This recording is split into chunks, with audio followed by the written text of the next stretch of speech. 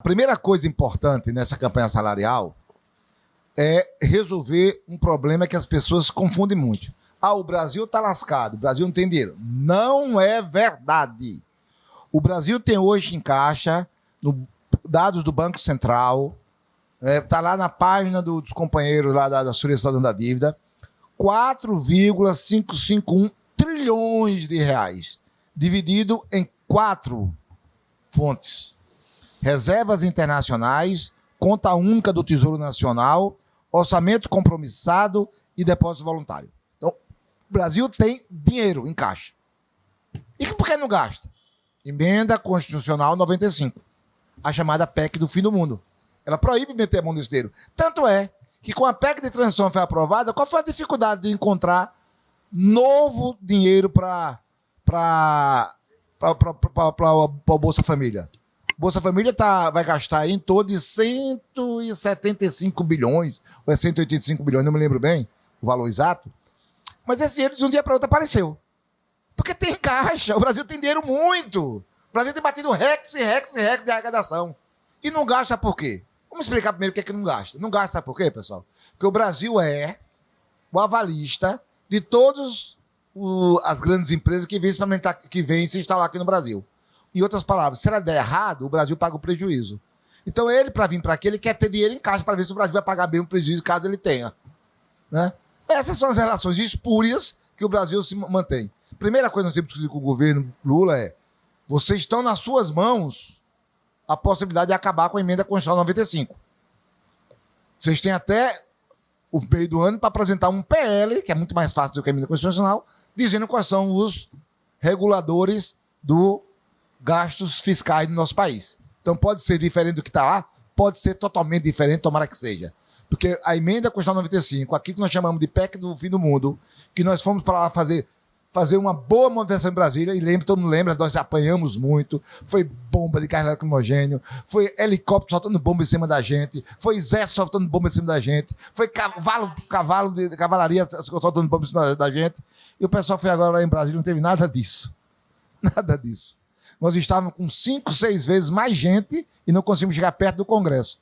Porque, meu amigo, tinha hora que aparecia 5 helicópteros assim, em voo rasante, jogando bomba em cima da gente. A gente ficava louco, né? Era bomba em cima de bomba, né? E a gente vai lá e vê aquilo.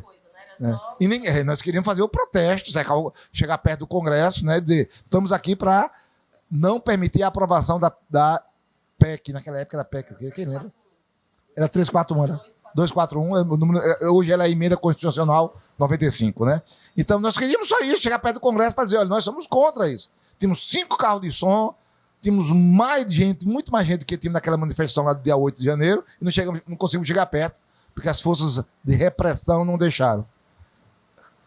A diferença é muito grande. Então, primeira coisa, o Brasil tem dinheiro. Então, o argumento que não tem dinheiro não pode ser colocado em discussão. Segundo e aí?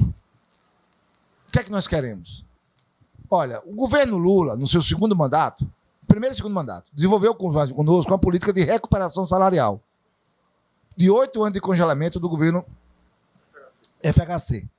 Então, o último reajuste de Lula se deu em 1º de julho de 2010, onde nós estávamos vivendo uma política de recomposição salarial. De lá para cá, nós só tivemos perdas, mesmo durante o governo Dilma. Todo mundo sabe que Dilma, para responder ao mercado, fez muitas concessões. Joaquim Levy como ministro. Só no governo Dilma, está aqui anotado, nós tivemos uma perda salarial de em torno de 21% no governo Dilma. Então, uma proposta que nós estamos levando para as bases, levando para a plenária, para discutir olha, eu quero ganhar o salário que eu ganhava em julho de 2010, quando você era presidente, Lula.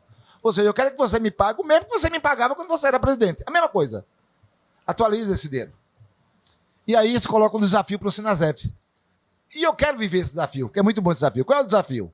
É que nós representamos 2 categorias, né, que uma tem a pior perda salarial desse período, que são os técnicos administrativos, estão com a defasagem salarial de quase 63%. Né? Então, nós estamos pedindo para eles então, a recuperação disso.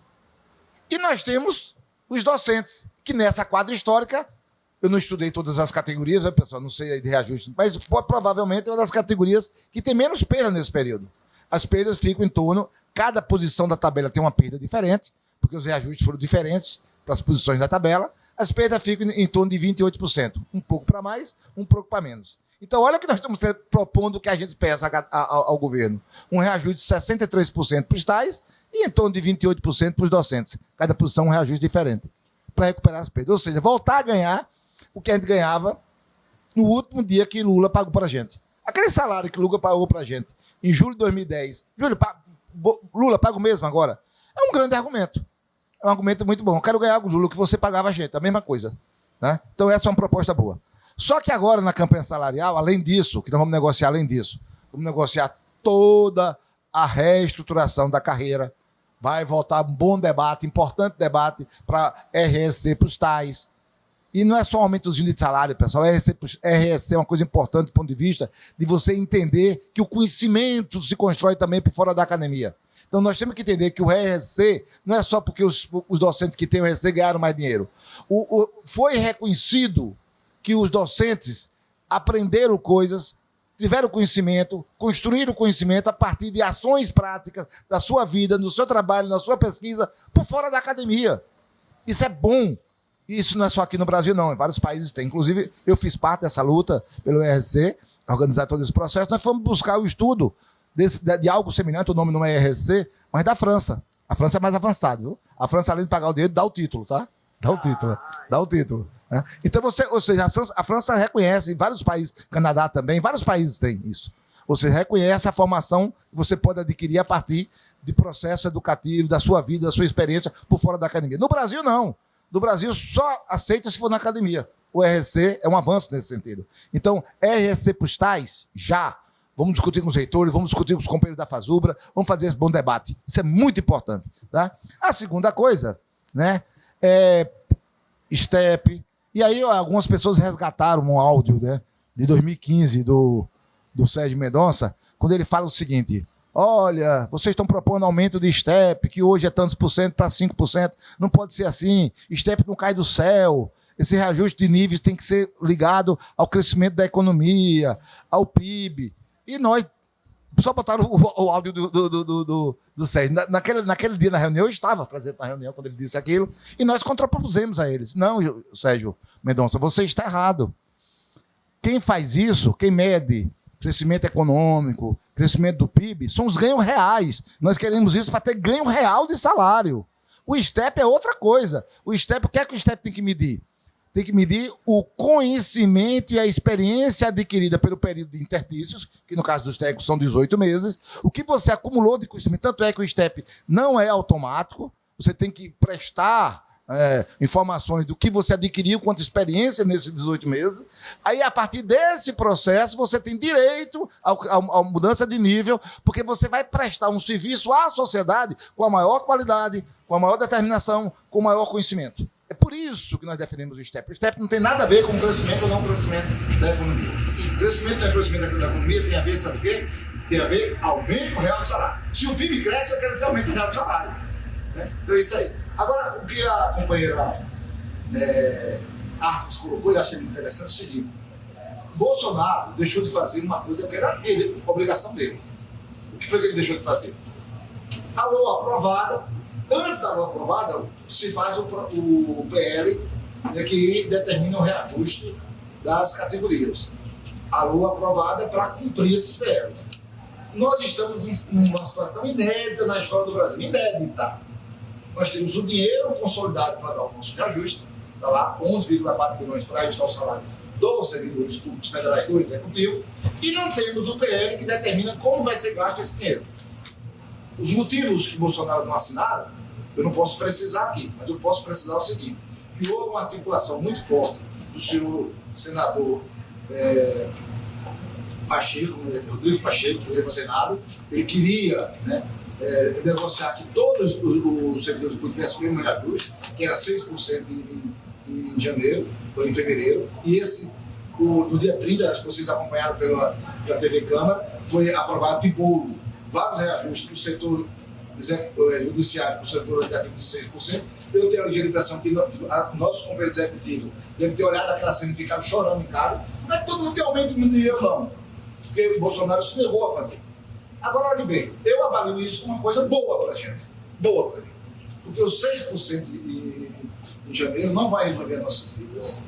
Né? É muito ruim. E nós, aí a Arthur já falou, conseguimos, né, no nosso enxerimento, né, na hora de dar parabéns à ministra pela sua posse, nós dizemos assim: parabéns, ministra, mas nós queremos negociar. Parabéns, ministra, mas nós queremos negociar. Ministra, você sabe que o orçamento foi aprovado, mas ela nem deixou eu falar disso, mas não tem PL. Não tem como é que vai. Exatamente, nós vamos fazer. Quando ela fez, nós vamos fazer isso. Não. Não faça sem ouvir a gente. A gente quer ser ouvido desse PL. Ela fez, tá bom, vou ouvir vocês. Porque provavelmente, se não fosse essa conversa extraoficial, talvez o PL já estava pronto. E qual seria o PL? Repetir a mesma coisa que está para o judiciário e que está para o legislativo, o que é ruim. E aí, olhe bem, esqueça a campanha salarial 2024, por enquanto, nessa falinha rapidinho que eu vou falar. Para 2023, ainda temos duas coisas a negociar com o governo. Uma, reajuste imediato dos nossos benefícios. Ei, governo, desde 2012 que eu ganho R$ 428 de auxílio alimentação, enquanto um cara lá do legislativo ganha R$ 1.200. Ganha R$ 1.200. Ou seja, por que ele pode comer melhor do que eu? Eu quero comer bem também, calma. Então, e esse reajuste pode ser imediato? Pode. Porque não é dessas verbas de reajuste salarial. O reajuste para esses benefícios, benefício creche, esses benefícios eles são feitos, né, através de uma outra rubrica chamada verba de custeios. Né? Então, pode ser feito imediato. Está lá, a verba de custeio pode ser gasto imediato. Né?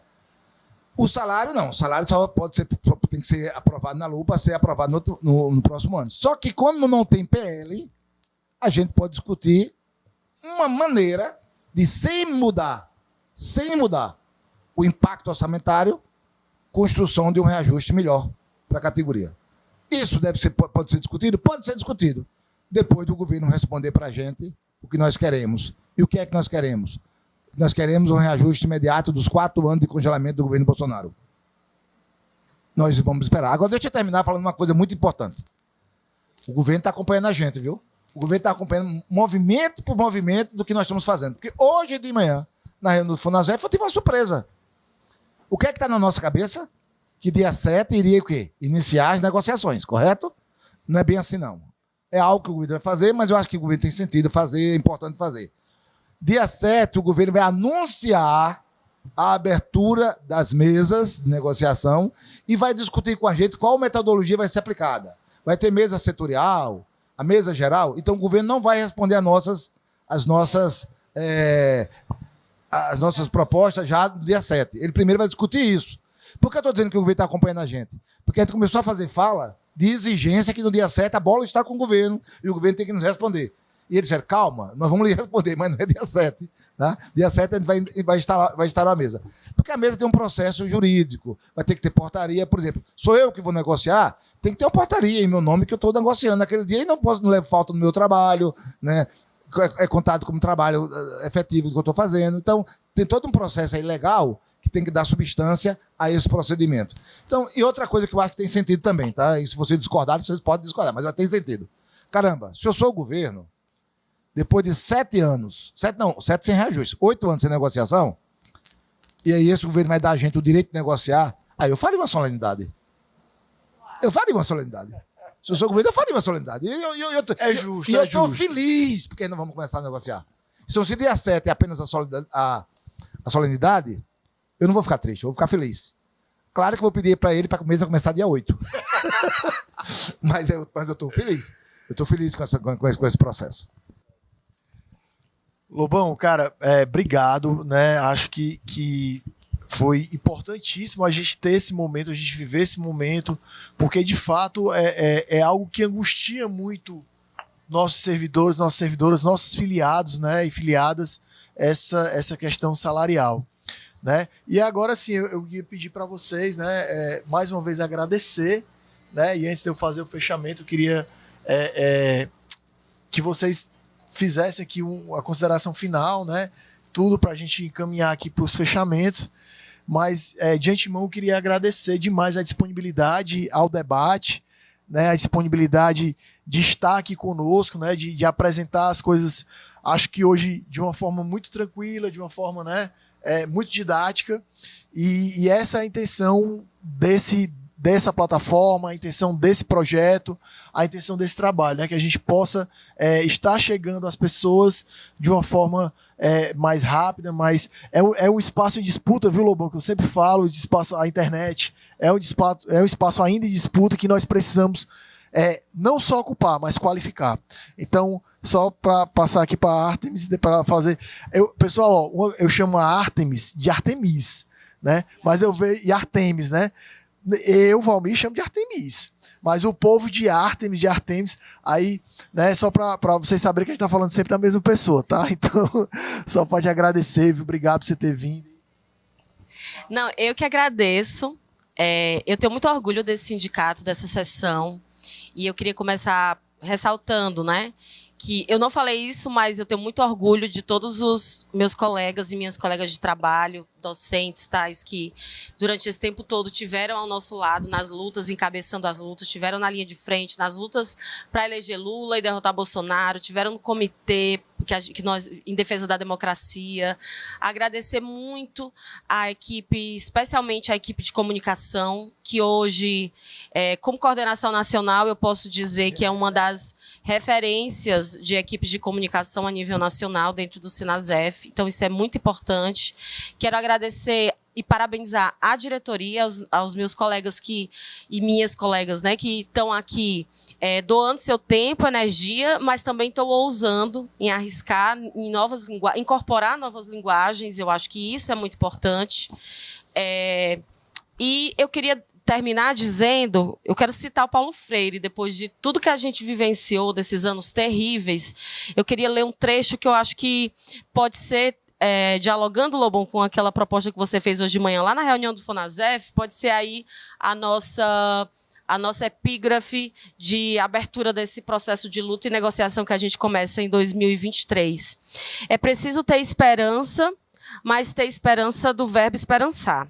Porque tem gente que tem esperança do verbo esperar. E esperança do verbo esperar não é esperança, é espera. Esperançar é se levantar. Esperançar é ir atrás. Esperançar é construir. Esperançar é não desistir. Esperançar é levar adiante. Esperançar é juntar-se com outros para fazer de outro modo.